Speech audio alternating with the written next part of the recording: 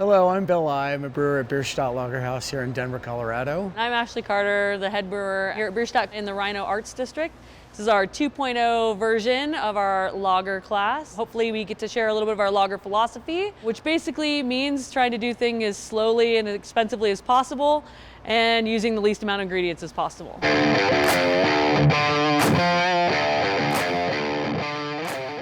We'll talk about making lager, drinking lager, serving lager, the things we like, the things we open this place to do. We both have a love of actually drinking beer in quantity, and I think lager is that beverage. It's interesting without being fatiguing, it's delicious without being bland, and I think we are trying hard to make a beer that people will sit down with their friends, drink the beer, and not talk about the beer, talk about the rest of their life, while they're enjoying a beer that helps lubricate the conversation. What we want to do with lager here is obviously make something that we want to drink, and we don't really care what anybody else wants to drink, so we just make it for ourselves mostly. But to kind of be able to get this experience, you'd have to get on an airplane. A lot of German exports come here very, very damaged, and they kind of are a shadow of what they are, and you can't experience that truly because beer is really a living thing, with the exception of maybe some, strong English ales or some Belgian-style lambic, etc. This type of beer should be drank fresh, should be drank as close to the time when it was finished as possible.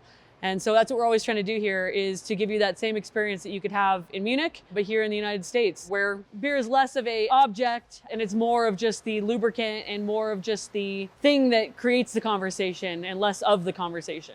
And you should drink it by the liter if at all possible. Definitely. There's only one way to judge Helles, and that's 2.5 liters in.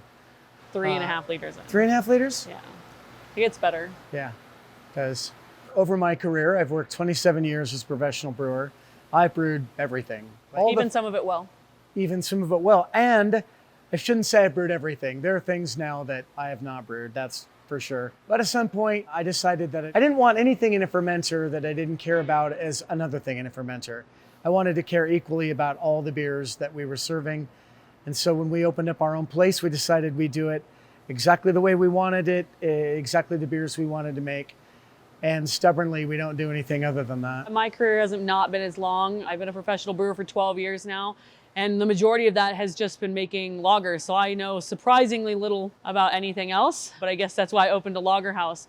I mean, even something like Hefeweizen, which I have made a lot of too. We opened this place, we really wanted to focus on one thing and try to do it as perfect as possible.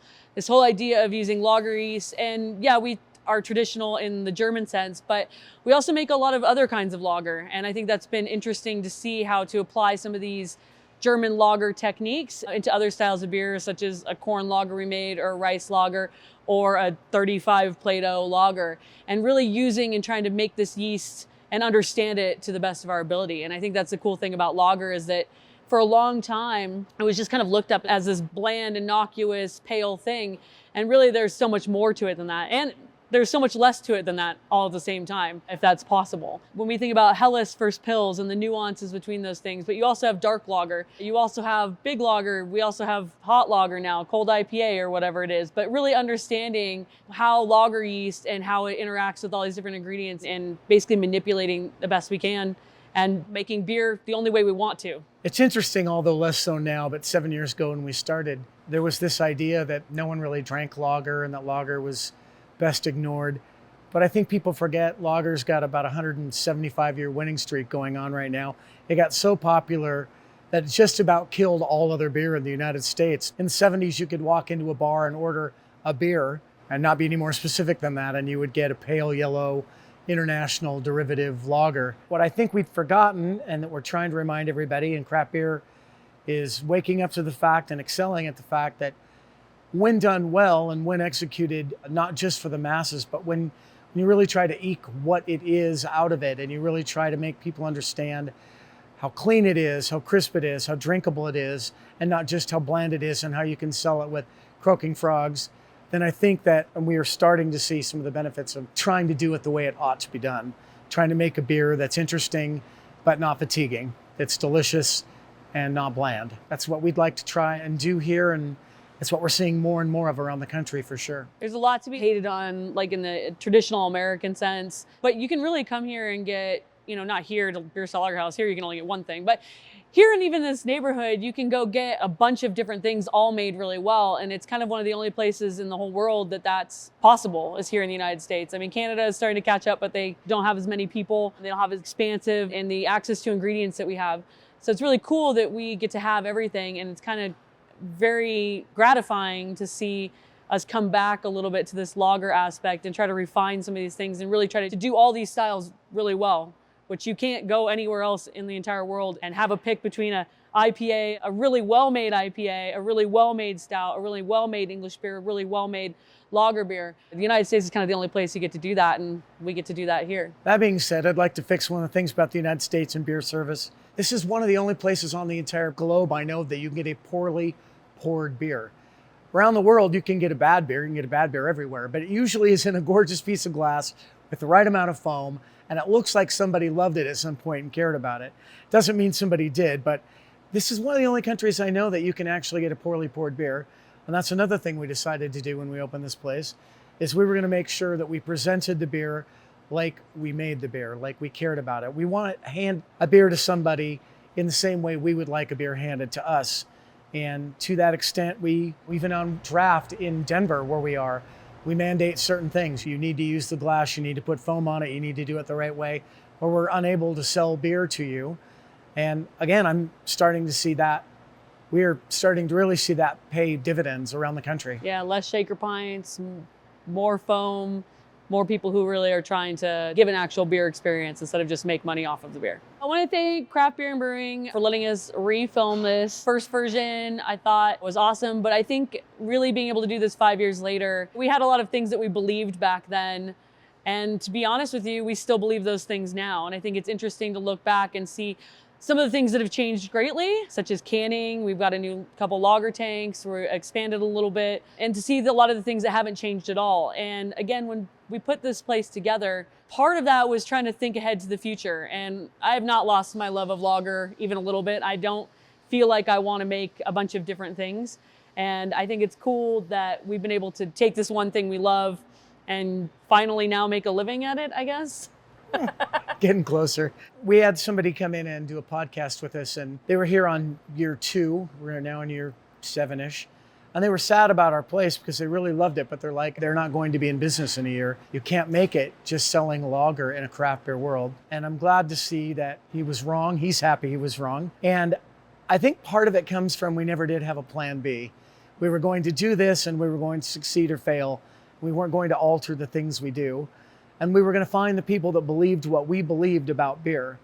And I think we've, to a great extent, found that among the public, and we're starting to find that among brewers who are less afraid of expressing themselves through the medium of beer than they are about failing at what they're doing. And what sets craft beer apart from a lot of other businesses, and even particularly food and beverage industries, is there is so much passion in this industry.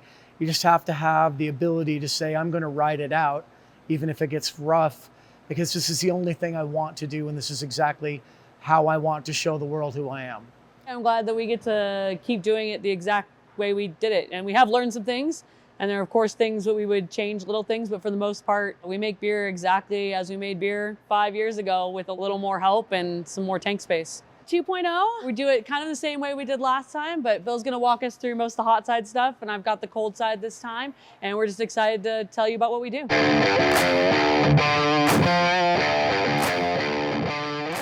Well, I'd like to talk a little bit about our philosophy when it comes to wort production. That being said, the wort production portion gets a lot of attention, but it may be the least important of all the things we do, because of course the closer you get to the final beer, can, keg, the more opportunity you have to mess it up. And this is the part where you shouldn't mess it up, but these things are less important than some of the other things downstream. We buy imported malt. We like the way it tastes. We think it makes a very European tasting beer. But of course, you can use any malt that you find preferable. We do a decoction mash here. On everything but our pills, it's a double decoction. The pills happens to be a single decoction. We actually really believe in decocting. I hear frequently from people, and they're not wrong, that you don't have to do decoction, and you certainly don't have to do decoction. But one time of making beer and decocting it, and you smell the way the brew house changes from when you've just heated the mash to when you've started to boil the mash, you start to get an understanding for what that might lend itself to in the final product. And so we're big believers in it here, and so we do it. We start off every beer with a protolytic rest, and it's a short one, and it's a warm one. Modern maltsters, frankly, in our opinion, do too much work. I wish they'd leave a little more of it to the brewer, but they've modified the malt to a point where some of these things might seem redundant, but even a cursory pause at some of these spots will actually help. So our first rest is at 55 degrees. We're mashing quite thin, 4.5 to 1, and just for all you English unit people, those are liters to kilograms. So 4.5 liters per kilogram of malt. I'll be speaking foreign today. I'll be speaking in centigrade, Celsius, and kilograms, grams. I leave it to you to do your own conversion on the fly. I'm very bad at that. So we mash in at 4.5 to 1. Our first step is at 55 degrees C. It's a protolytic rest. It's a short one. We're only there for about 10 minutes. If we didn't think we needed it, we wouldn't. I think it does help make some more medium chain proteins, which are very head positive. From there, we move to a beta amylase rest at about 62 C. Now, this is where you have to decide, and we have decided that when we make wort, we want to make an extremely fermentable wort. We are looking for the driest expression of lager that we practically can make. You might be able to, if you're dedicated, make a beer that attenuates too far as a lager, but I don't think so. Dryness is what it's all about. The ability to drink 3 liters instead of 2 liters is the litmus test for have you made your lager dry enough. So we spend some time at 62, and that depends on how dry we want to make it. Most of our rests at 62 are around a half an hour. If you wanted to go extra dry, and sometimes we do, 40 minutes is enough. And if you wanted a little sugar left, you can go 20 minutes. We split the difference usually and go 30 minutes at that point. And this is where some of our beers differ. After the 62 degree rest, if it's pills, which only has a single decoction, we'll again stop at another temperature for the alpha rest. In the case of every other beer we make, we then will transfer 2/3 of our mash from the kettle here up to the lauter tun, and we will then step the remaining mash that's in here to 71 briefly, 10 minutes, and we'll take all the mash up to boil. And that's where that magic happens with decoction, that if you think you can't taste it, be in the brew house when you start it and you'll be able to smell it. And I think then you'll be able to relate what it does for you in beer. If you can't decoct, take it to 71 if you have the ability to step. But again, this is wort production, and it's important. And once you've got all your other processes dialed in, these are places to look for little bits of improvement or little bits of difference. We wouldn't say decoction makes better beer. We tell people this all the time. We do think decoction makes different beer. We do think European malt makes different beer, and you have to decide whether or not you think that difference is worth pursuing or not. We certainly like all the things about it. In the case of our double decocted beers, it sits at 71 degrees C for 10 minutes, and then we take it immediately to boil. One thing I forgot to mention on these steps, if you have the ability to step mash, and you're taking it to temperature by raising the heat in the vessel, no quicker than about 1 degree C per minute. That's about as fast as you want to go. Once we leave it at the 71 degree step and we go to boiling, you don't have to worry about that. Take it up to boiling. Our decoctions are 10-minute decoctions. So we will take it to boiling, boil it for 10 minutes, and then we'll move the remaining third back up into the lauter tun. And the mass, which is roughly about a third, slightly more than a third for us, should take the body of the mash from that 62 degree temperature step to the 71 degree temperature step. And then so the whole of the mash is now at alpha amylase rest. You do get a chance to pull a neat little trick here in a minute when you bring the whole of the mash back down. So the way nature works, sadly for us as brewers, is the beta certainly comes first and it bites ends off the chain of starch. And then as you move it up to the amylase, the alpha amylase rest, you have the enzymes that cleave the long chain of starch in half. Wouldn't it be nice if you could get it to cleave it in half first and then take little bites off the end, so then you have a much more fermentable wort? With a double decoction, you have this sitting at the beta rest, and you've already cleaved some of the last third with the alpha rest, and you get to join them together again. So in the intermediate time between when it's moving from 62 to 71, you have a magic moment where you get to run nature's process backwards and you get a chance to let beta work on already cleaved starch molecules, and so you can make for a drier beer. And we do that on all our beers except the pills. After the 71-degree rest up in the lauter tun, we'll bring it back down, a third of it, and we'll take it up to boiling again. And the point of this is to get the whole of the mash at one point at 76 degrees C, which will mash off, which will set your sugar profile. Sometimes we've been talking to a few lager brewers around the country that don't have the ability to do some of these things, and they do a single temperature infusion, and they don't have the ability to step mash it to the point where they can mash off. Strangely, they get very, very fermentable wort, because during the whole of the runoff and the whole of the vorloffing, they're still converting starch into sugar. But by mashing off, you're able to fix your sugar profile. So we've worked very hard at 55, at 62, at 71 to create a very specific sugar profile that is fermentable, and then we lock it in with the mash off. So then we mash it off, again, another 10-minute decoction, and then we move the rest of it, all of it up there, and prepare to run off. We vorloff it approximately 20 minutes maximum. We have some old plates, but they work quite well. They clean our wort up pretty quickly during the vorloff. But even if they didn't, we're reticent to go longer than about 20 minutes on a vorloff because of the way fatty acids get dissolved into your wort. And we've had this discussion around the country with other brewers too. We're not excessively concerned about having pristinely, perfectly bright wort. When you make lager beer, if you've done a good job and you've managed your fermentation well, you create sulfur dioxide, SO2.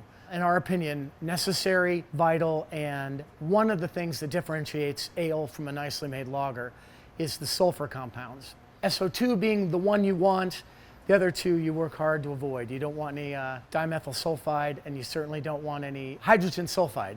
When we're vorloffing, we're not overly concerned about how bright the wort is. As it turns out, sulfur dioxide is regulated by a couple things outside fermentation, and one of them happens to be how clean the wort is. When the wort is slightly cloudy, there is a lower sulfur dioxide production, and when it's pristine, there's a higher one. Our friends over at Coors really have to worry about this because the government mandates that if you're over 10 ppb of sulfur dioxide, you have to label it on your package, whether you've added it or not, that it contains sulfur dioxide. And we don't want that, and they don't want that. We've had our fermented beer tested.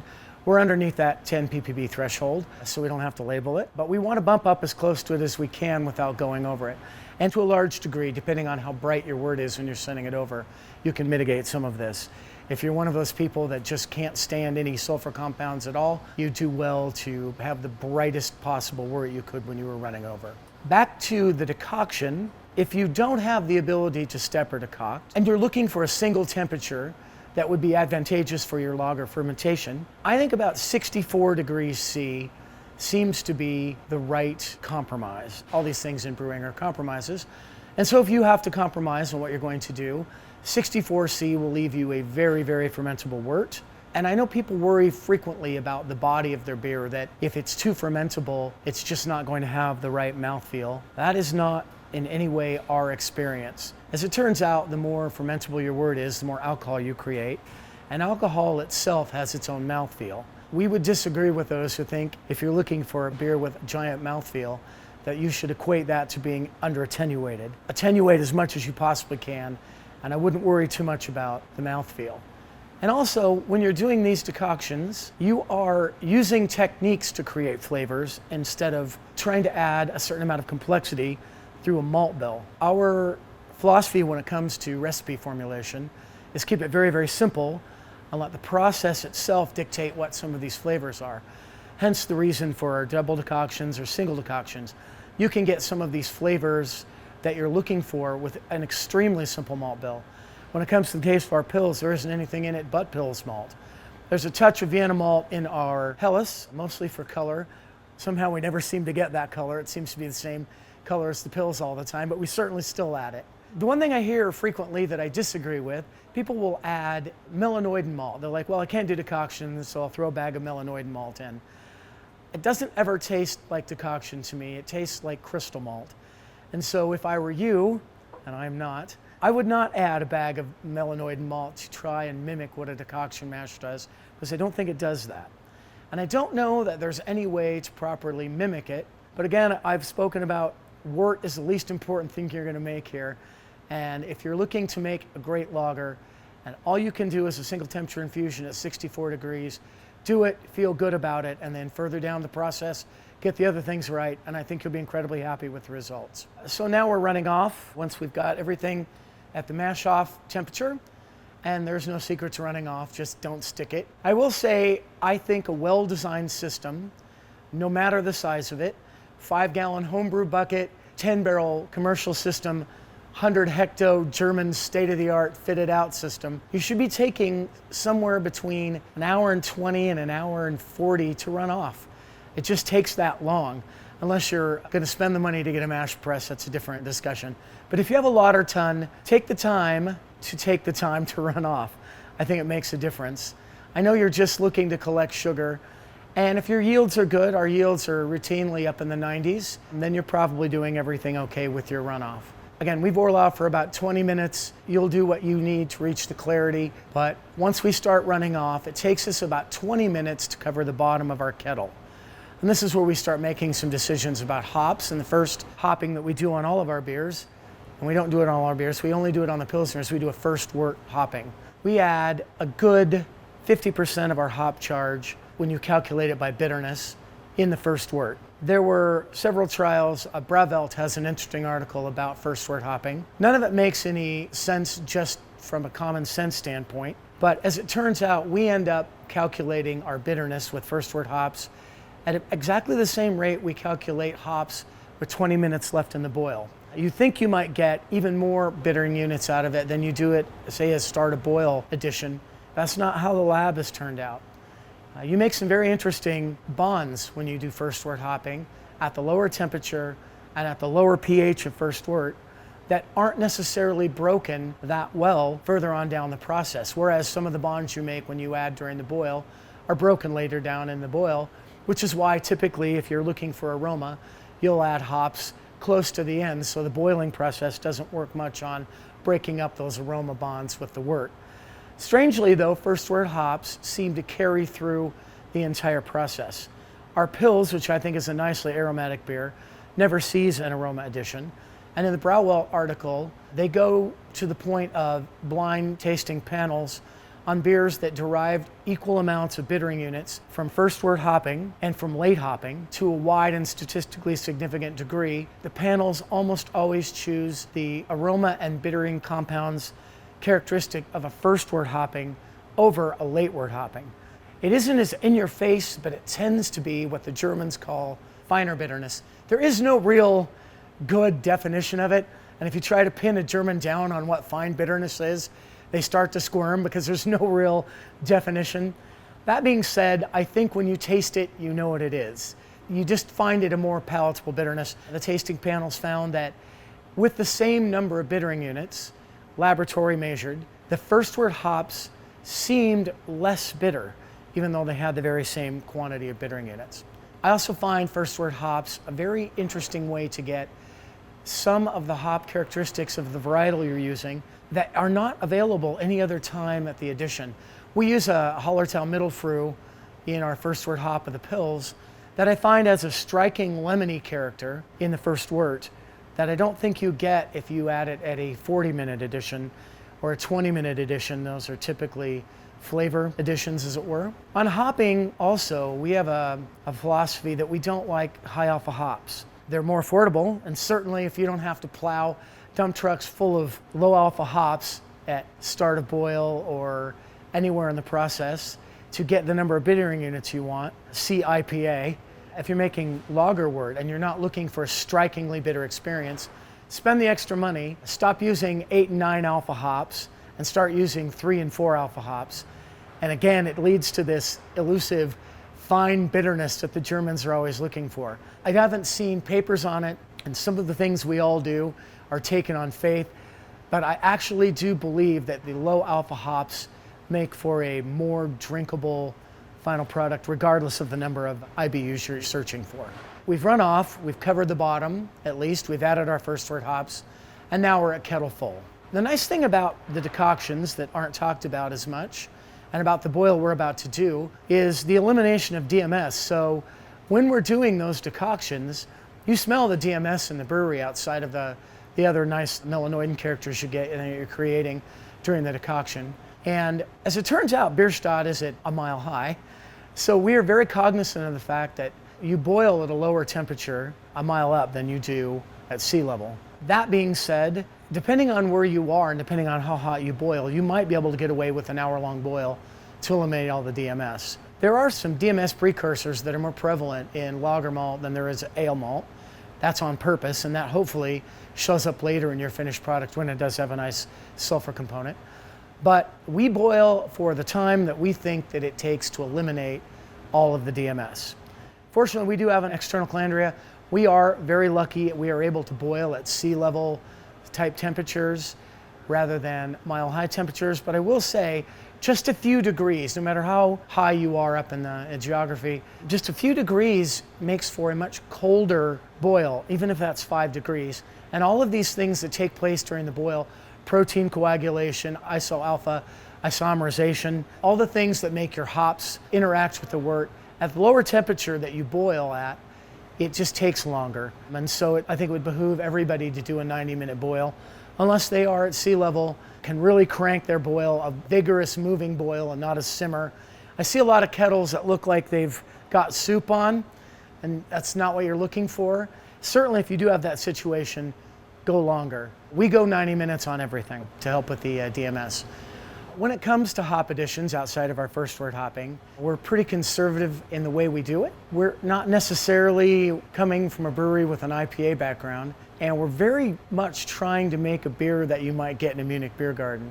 And so what you'll find with our Helles is it isn't a strikingly hoppy beer, and I don't think Helles should be. Pils is hoppier, but it isn't hoppy and aromatic in the way a well-made IPA is. The hops smell like boiled hops and not dry hops.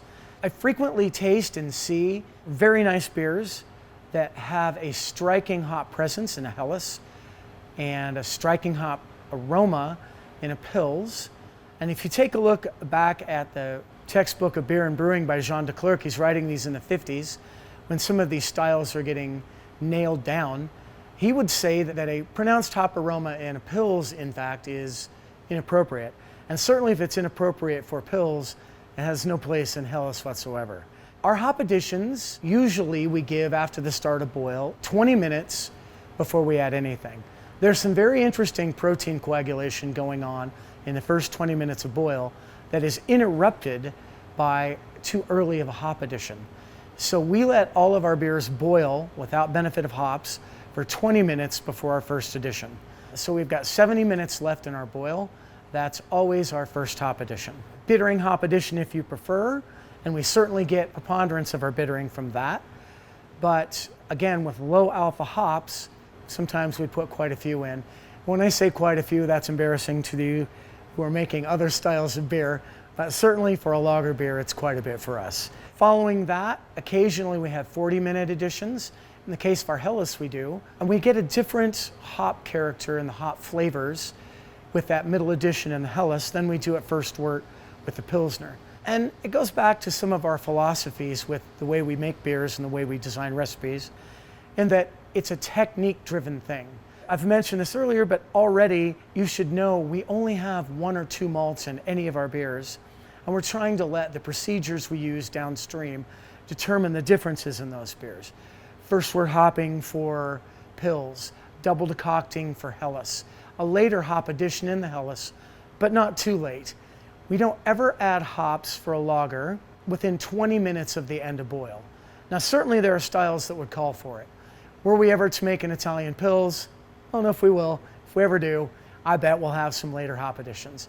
We have made beers with other breweries, German breweries and German hop suppliers, where we've even had hops in our whirlpool. This is unusual for us. It is not a very typical or very German thing to do. But of course, these are things you can do if you're looking for a different result. Something brighter, something more American, something less European. But typically speaking, hops at 70 minutes, hops at 40 minutes maybe, occasionally hops with 20 minutes left, and then nothing. It turns out to our palates that adding hops after 20 minutes makes for a grassier characteristic that we don't find particularly pleasing. When we do taste Helles and Pils around the country, there are many great ones, but there are many that do have this overwhelmingly grassy character, because I think it's been ingrained in us as brewers learning how to do these things in the United States, that you've got 3 hop additions. You've got a beginning, middle, and end. And the closer you get it to the end, the more of the characteristic of the hop stays in the beer. All of these things are true. It just turns out that some of the characteristics that stay in the beer are inappropriate for a lager beer. We're not looking for that grassy, freshly mown lawn character that I think you can get in Helles that shows it off more than the others with a late hop addition. Helles is a malt showcase. Let the malt shine, get the bitterness in there to balance it, but let's quit making a bunch of overly hoppy Helles because you like hoppy beers, because hoppy beers are delicious in the right spot. All right, just talk a little bit about some of the process differences between, say, making a Helles or a Pils, a pale lager, and a dark lager. We do a couple of different things. We will, from time to time, if we make a black lager or our Dunkel, that we make all the time, or our Oktoberfest, which we make for the fall, we'll employ slightly longer decoction times. Our pale lagers are 10 minutes, and we notice we don't get a lot of color pickup, so we're not worried about that. But with some of the darker malts, there are more melanoidins to be made. So on our darker beers, Dunkel, Oktoberfest, Thermave beer, we will actually go ahead and decoct for 20 minutes at a go. That being said, you have to be a little careful when making a dark beer as a lager, at least if you want to make it in German vein. They're not giant fans of roasted flavors. And so when we have something like Dunkel, which is almost all Munich malt, it's 80% Munich malt, 20% Pils malt, we will add some Carafa 3 Special, but you have to be careful when you add it. If you add it while you're mashing and you decoct it, you can pick up really astringent and very roasted flavors that aren't particularly appropriate for a Dunkel. So when we're using some of these dark malts, occasionally the only addition is once we've pumped everything up to the lauter tun, we will add it on the top of the bed, and we will run the wort through it during vorloffing, obviously, and then, of course, as we're sparging. And so all that really does is dissolve a lot of the color into the wort without adding a lot of the roasted flavors that we're trying not to get. We've just made a black lager that had a quite significant amount of black malt, but again, all of it up on top so that we're not deriving some of those astringent characteristics black malt seems to show when you boil it in a decoction. That being said, with the dark malts, certainly crystal malts are a sensitive topic if you're going to make German beers. We don't use them typically. Certainly there's no crystal malts in any of our beers. There are times, though, when they can be very useful, and we would find it impossible to make our Oktoberfest without a touch of it. Keep the percentages low. They can be decocted. We certainly do decoct the crystal malts. And they can give some of the characteristics that you're looking for without being overly caramely, as long as you're judicious with use of them. Don't go bananas and look for that giant roasted caramel flavor that some of them have. That certainly small amounts can help. Also, just a personal pet peeve of ours, we're not giant fans of carapils. If you ever eat carapils just right out of the bag, it feels like it's going to break your teeth, and it's not delicious. And some of the thoughts behind carapils are they're bodybuilders and they're head retention helpers. And I've watched Charlie Bamforth talk on this. They are not head retention helpers. Quit putting it in there if you just think it's for head retention. And again, go back and taste some of that and decide whether you think that's a flavor that you're looking for in your lager. We are advocates of abandoning carapils, and I know that's not a popular opinion because it seems like everybody's got it in there, but I don't think it helps with body. I think that is done by attenuation and smart use of decoction, and I certainly don't think it helps with head retention. Strangely, what helps with head retention is black malt. On the Dunkel, it's got a little bit of black malt. It has a beautiful head retention. But I think most of the head retention issues you might have can be solved by gentle handling of the beer when it's carbonated, smart brewhouse processes all along the line, but I don't think you really need to use carapils anymore, and I don't think it's helping your beer. We certainly don't like using it. At the start of any mashing or recipe formulation you've got to think about your water. We are absolutely incredibly lucky here in Colorado to have the water that we have. It's no accident that Budweiser and Coors both have plants in Colorado. Not an accident at all. Our water comes off of granite.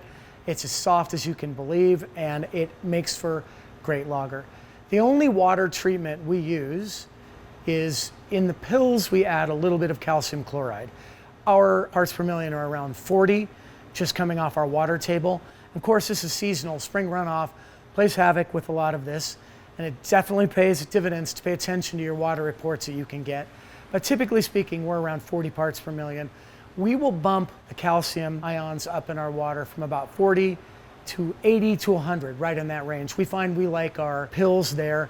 Calcium chloride adds some sweetness, barely, and certainly adds some dryness with attenuation. It is the only beer we treat with any salts at all, just the pills. If you are looking to dry your beers out a touch, getting your calcium into the range between 80 and 100, I think is a good bet. We don't pay very great attention to chloride and sulfate ratios, and we're lucky. If you have to build your water from scratch, if you've got RO because you live somewhere where the water isn't suitable for lager beer, let alone any beer perhaps, you might have to pay more attention to that than we do.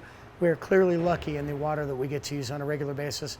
I wish I could be more instructive about sulfate and chloride, but I'm not going to be a good resource for that. That being said, about the hardness of our water or what we do or don't have in it, we do make the effort to hold our water close to boiling overnight just to diminish some of the temporary hardness that you might find in the water. Permanent hardness isn't affected in that way, but that will help eliminate some of the temporary hardness to keep the water that you're going to brew with a near boiling temperature for 24 hours. It will help. Once we're finished with our boil and it's time to knock out and whirlpool, we are fortunate enough to have a standalone whirlpool. If you don't, it's fine. Standalone whirlpools are nice because you can optimize the geometry that's more effective in a whirlpool and does a better job of separating. Also, if you're looking to put your brewery together and you get that luxury, you don't want to really be in your whirlpool more than an hour. So that includes any rest you might have after a whirlpool. So it takes us about 20 minutes to get into our whirlpool. We will rest it for about 20 minutes. And then we knock out as rapidly as we can to eliminate the amount of DMS that is clearly forming while it's sitting inside your whirlpool. So if you have the ability to spec your brew house, try very hard to get a heat exchanger that can knock the entire amount of wort out within an hour. It will help you fight any DMS issues that you could develop downstream.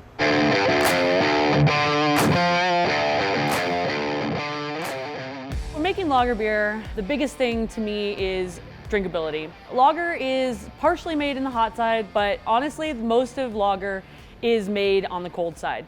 And if you get everything wrong in the brew house, as long as you get your fermentation right, you'll have a fighting chance. Unlike if you get everything right on the hot side and you don't give it the time it needs, cold side, the beer won't be as drinkable. And we can really ruin it on the cold side the colder you get.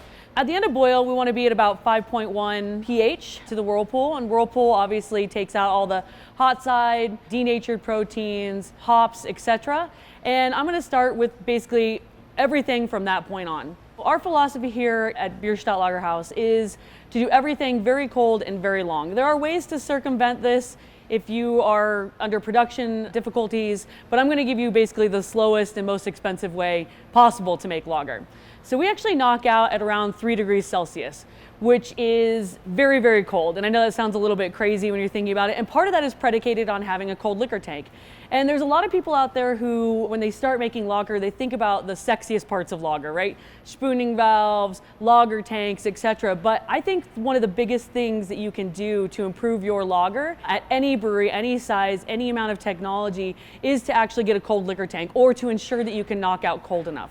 The thing about knocking out super cold is that all of the best things about lager happen then. If you start out warm and you try to reduce your temperature after you've already added yeast, you are kind of in a spot where you're actually already creating the esters for lager beer. So you really want to reduce that as much as humanly possible. So we actually knock out at 3 degrees Celsius. We choose our yeast is 3470. And a lot of times when I'm thinking about from a yeast perspective standpoint, you should pick what works in your brewery. What I like about 3470 at this brewery is that it ferments very cold. I like the sulfur character of it. I think German lager without sulfur, without that struck match sulfur, is inappropriate. If you're making an American style, obviously you want a little bit less sulfur than in a German style beer, but making strictly German style beers, that struck match sulfur is very important. I also love the way that it continues to work at very, very low temperatures. One of the biggest differences between German yeast and Czech lager yeast is actually how far it will ferment. Czech lager yeast tends to stop fermenting much sooner, whereas German lager style yeast, 3470 in particular, will continue to work very, very cold. There are other strains such as the Augustiner strain, which is a little bit of a warmer fermenter and actually functions a little bit better. It may be easier for your brewery to actually harvest and reuse. But again, you should choose the lager yeast that gives you the character you want. And for me, that's 3470. So after this knockout at 3 degrees C or so, we actually head to a vessel called a flotation tank. Now, this is a very out there, hard to find outside of Bavaria flotation tank, but there are some things to do that even if you don't have a flotation tank, that you can actually do in your brewery, whether it's at home or on a professional scale. A flotation tank, what it does is removes what's called the cold break. Part of the reason we knock out so cold is because of our flotation tank. We want to remove as much cold break as possible. And so in a flotation tank, what we're floating out is polyphenols, wort proteins, etc. And it is an extra step in our process that I really think makes a true difference to what we do. If you don't have a true flotation tank, you can actually do it in a cylinder conical. And one of the things I recommend most to people is after 12 hours of after knockout is actually dumping the bottom of your tank right away. Doing that ensures that that stuff that floated to the top sinks all to the bottom, and then you can get rid of that cold break there. It's not good for fermentation, it's not good for flavor, and it really helps clarify your wort faster. We go to a flotation tank and we end up in our fermenter at about 6 degrees Celsius. So again, that sounds very, very cold, but what we want to do is make sure that our fermentation starts very slowly and very steadily. So when we end up in the fermenter at 6 degrees C, we set our fermenter for 8.5 degrees C. And we are doing multiple batches in a day. And part of the reason why we stay so cold too is because we don't want to see a lot of fermentation before we get all of our wort streams in the fermenter before fermentation actually starts. All these esters, all these things are hard to mitigate once they've already been formed. In fact, they can't be gotten rid of. So once you have it, it's part of the beer. Most of this, and being able to knock out so cold and being able to ferment so cold, is really based on yeast. And with the 3470, what you really want to be able to do is pitch enough healthy yeast. You really need to be pitching 1.5 million cells per mil per degree Plato. And if you don't do that, you will not be able to have a very cold fermentation. Your fermentation will struggle to start. You'll get some off flavors that acetaldehyde it can't reduce, some diacetyl, some fermentation flaws, and a very, very long ferment. We want to see our primary fermentation be, roughly about 10 to 12 days before about a Plato above terminal. And what that does is ensures that over this period of time, what we want to do is see basically at the beginning of fermentation, 12-hour lag time. We want to see a 1 Plato drop the first day, a 2 Plato drop the next couple days, and then after that a 1 Plato, half Plato, half Plato. So it's going to look a very gentle curve. Never want to see it spike and then drop very hard. The cool thing about lager yeast, if you treat it appropriately, that it will continue to work all the way down to 0 degrees, all the way till when it's out of solution. And so for that reason, we don't believe in a diacetyl rest. So a diacetyl rest to us seems like you're doing the work for the yeast and not letting the yeast do the work that it's meant to do. When you do a diacetyl rest, what you're doing is training your yeast. It also, to me, seems like by doing that, you are reducing the positives of lagering. You're actually just storing your beer at that point. Because if you treat that yeast properly, it will continue to ferment without having the temperature raised, and it will do all that reduction of alpha-ketolactate and all the reduction of acetaldehyde over that long period of time instead of doing it in one fell swoop. And I think it leads to a more drinkable beer. People always ask me how long we ferment for, or like how long we should lager for, and I think it's not a complex answer, but the Germans are kind of funny. They have all these terms and all these scientific things, but they're kind of a little bit more touchy-feely with it. And I think if you drink enough lager beer at all the stages of fermentation, you can see how the beer changes very slowly. And I think that doesn't really happen, again, as long as there's no diacetyl rest, it doesn't really happen until about 6 weeks. So that primary fermentation piece, and we do actually move to a lager tank. Beers love this change of scenery. The yeast loves to get out of solution. But it's not necessarily necessary, but it is necessary to get the yeast off of the beer. When we are fermenting the beer, we don't like to do a diacetyl rest. I like to see a very long, steady fermentation. Jean de Clercq, Textbook of Brewing, is a very good resource, and while it's a little old school in some of the things it believes. I think that the idea that primary fermentation happening in 10 to 12 days is a very good rule of thumb. So if you're seeing your fermentation happen slower than that, you should obviously see how much yeast you pitched and see if you pitched enough healthy yeast, because that could also be a problem. But you need to turn the temperature up, and if you're seeing fermentation happen a little bit faster than that, you need to turn your temperature down. We do have lager tanks, but it is not a necessary process of making lager. It is just one little extra tool and step. The actual process of lagering is more important than actually having a physical lager tank.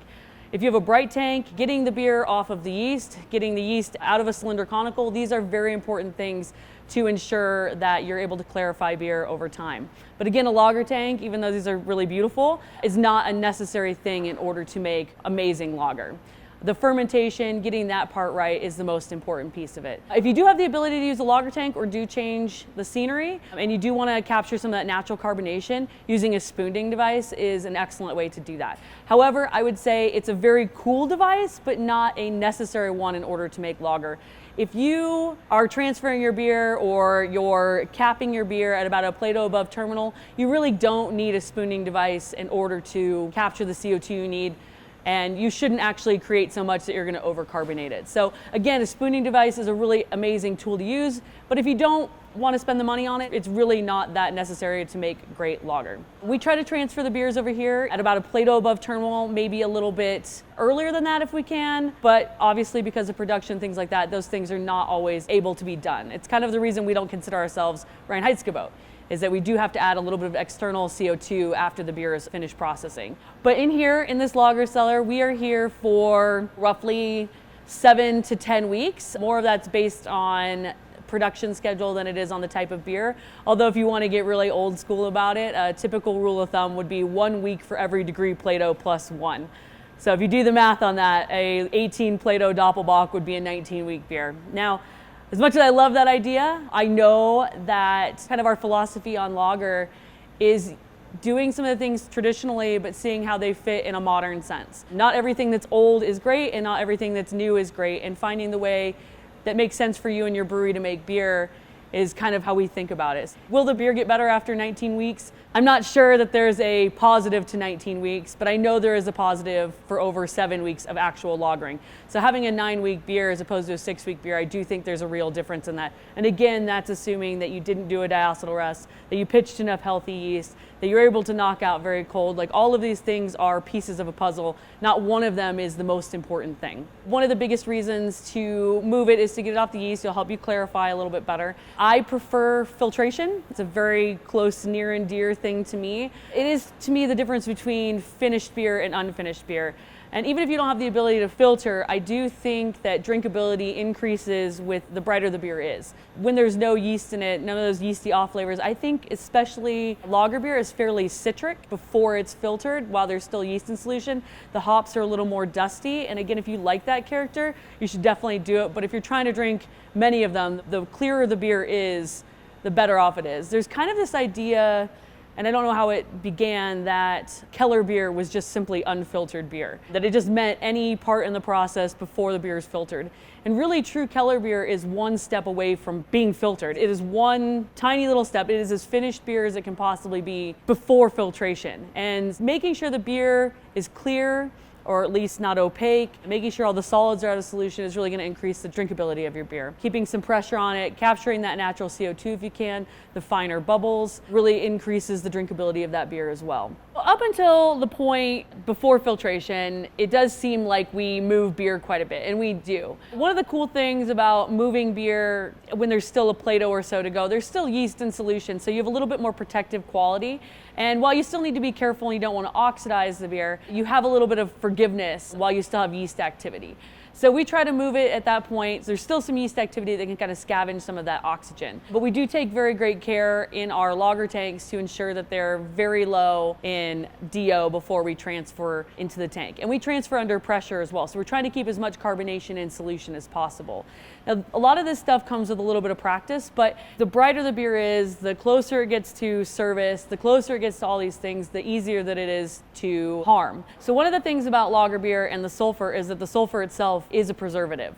So when we're moving beer around, we see a little bit less of that pickup of oxygen, or the damage is not as great as it would be, especially once all the yeast is out of solution. So when we take great care in moving these beers, and filtration is a risk. There is a risk of pickup of DO. It's very important to mitigate all the things as possible. I prefer a lenticular filter over a plate and frame, but we do put beer in a can, and so I have to be a little bit more careful. Not everything is going to be served on draft here, but the lenticular filters, because of the way they're designed, keeps CO2 in solution, and it's a closed system. So we're actually filtering carbonated beer.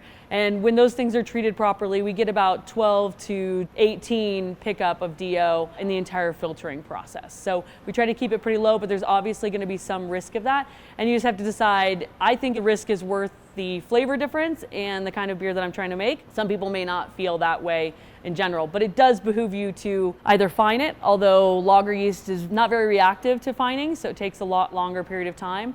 And one of the best things you can do, honestly, is just give it the time it needs. When we talk about the 4 ingredients of beer and Reinheitsgebot, etc., there really is a 5th ingredient, and the 5th ingredient is time. So yeast, malt, hops, water, and time, and just being patient. Not so patient that you're doing detrimental things to the beer, but I think that it takes a really long time in order to get to that spot for us. So the cool thing about the way that we've set this place up is to only make lager. And in these lager tanks, I'm able to just filter half a beer at one time. So the rest of it can continue to stay there and condition and get brighter without any detrimental effects. So we don't have to filter the whole tank at one time. We're able to clarify basically all we can drink in 45 days or so. That's always the goal. And we actually do add some CO2 in order to punch up the CO2 from the little bit of natural carbonation we're able to get. The different kinds of lagers that we make, so most everything we make is pretty much 12 Plato. So it's a very small little baby beers over and over again. But once in a while, the opportunity presents itself to make something a little bit stronger, something like a Doppelbock. So in order to be considered Doppelbock, it has to be at least 18 Plato. In order to consider to be Bock, it has to be 16 Plato. So our standard pitch rate is 1.5 million cells per mil per degree Plato. So a 12 Plato beer is 18 million cells per mil. When you're making something bigger, such as a Doppelbock or a Bock, you want to actually pitch 2 million cells per mil per degree Plato. So 50% more. And a typical ale, if you're not making Hefeweizen or whatever, a typical ale pitch rate might be 1 million cells per mil per degree Plato. So it's actually 50% more to make a standard gravity lager and twice as much to make a Doppelbock. By pitching enough healthy yeast, what you're doing is giving the yeast the best opportunity to do the work it was supposed to. Underpitching can create a sluggish fermentation, not reduce all the alpha-ketolactate and acetaldehyde, can create some off flavors. And I would obviously also not recommend repitching off some of these big beers. That's something that people tend to do. But the yeast is very, very tired after having to do all that work. We go about 6 generations here, and I always try to end on something much bigger than what we start with. And it's very important to not start making those beers right away, especially with a fresh pitch from a lab or whatever. Yeast is very expensive. I'm not going to lie and say that it's not very expensive. But I am of the opinion that by pitching enough healthy yeast to begin with and not trying to grow it up yourself, you actually end up saving time in fermentation and the beers all taste better. There is an argument to be made, dry yeast versus liquid yeast. I'm always going to be on the liquid yeast side. I think that dry yeast lends a flavor that I'm not crazy about, although I have had beers recently where they've been able to use dry yeast to great effect. But I think always, if you're trying to give your beer the best opportunity to be the best beer that you can make, is to always go with liquid yeast and to pitch the appropriate amount and not try to shortcut the front end of the process. Even if you don't have a spooning device or are not using one, I do think that any amount of natural carbonation that you can absorb into the beer is beneficial. You have to be a little bit careful if you find that the beer itself is a little bit stinky and not in the good SO2 way, the flinty struck match way. If it's a little more H2S or that kind of stinky eggy sulfur, you really don't want to close up the tank at that point. If you close up the tank at that point, it's going to end up in your actual beer. It's really hard to get rid of sulfur if you don't mechanically scrub it. Any amount of CO2, even if it's just 1.5 volumes of CO2, any amount of CO2 that you can get into the beer, beneficial for head retention, and it's beneficial for the mouthfeel of the beer, the kind of the texture of the beer. When we're thinking about transferring and doing a filter, so we actually do filter carbonated beer, and by doing that, we actually umbilical, we call it, our tanks together, so we can keep that CO2 into solution all the way through. And then we do touch it up. And part of that touching up process, I think oftentimes we kind of think our work is done at that point, But by going very, very slow and carbonating in a very methodical, slow way, improves the head retention and improves the texture of the beer. I'm a big fan, especially in pale lagers, of a very punchy texture, especially when it comes to Pilsner or to Pils. I like that carbonation draft to be 2.9 volumes. I think that dark beers and some of the malty beers don't necessarily benefit that much. So as far as Helles goes, we're more about 2.8 volumes on draft.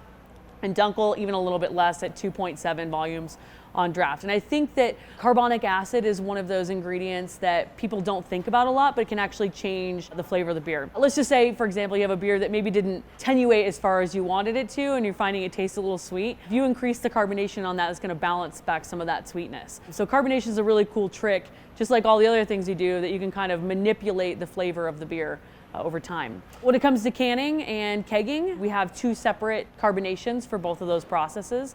We don't use bright tanks, like serving tanks.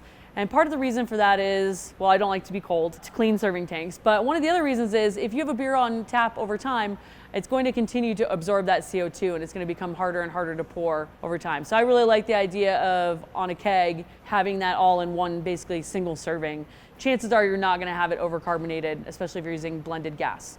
In a can though, I think that because of the way a can lends itself, and canning is very, very new to us, I really think that a can needs more carbonation than draft. And part of that is that when you're pouring beer on draft, the carbonation is staying in solution the whole time and kind of releasing itself at the end. Whereas if you have something like a can, the second you open that can up, all the carbonation is released immediately.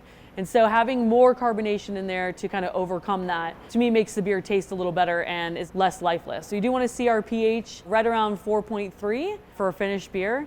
And that's what most of the German beers end up at. So trying to get that final pH, the carbonic acid, all these things to come together to be the beer that you want it to be at the end, to drink it. Part of that dispense, obviously for us, we truly believe in glassware. We truly believe in the way that you present something to someone. And I think that you took all this time and all this care and did all these things to make this amazing beer, that when you serve it, you should also take care of it the same way. And giving people an experience in your tasting room is something that I think we've done really well. Making sure beers are always served with foam. Let's bring back foam. Let's see it at every single dive bars. Let's see it everywhere if we can, is seeing this idea of foam. Getting that carbonation right, getting the finished beer right, and not just getting all the processes up until the end right. Really taking care of your beer at the end, making sure it's served properly. However you want to do that, making sure it's served with foam and educating people on what beer should be. It's the only beverage that makes and creates foam, and keeps foam rather, and so we should showcase that because it is a testament to the quality of a brewer by how much foam and how sturdy the foam is.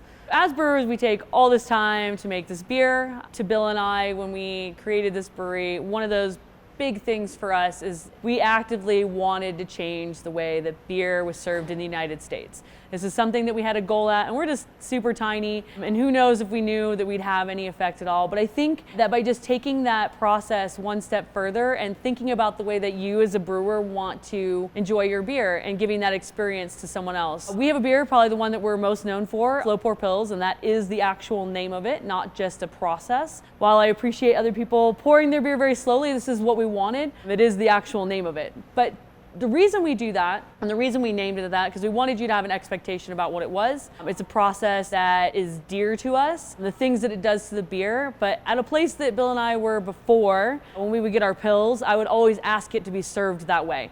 And it's kind of funny because if you go to a lot of European countries or whatever, that's how they serve it to begin with. But I would ask the bartender to always serve my beer that way. And so when we got the opportunity to do it ourselves, we wanted to give that same experience and the way that we like to drink our beer to the consumer.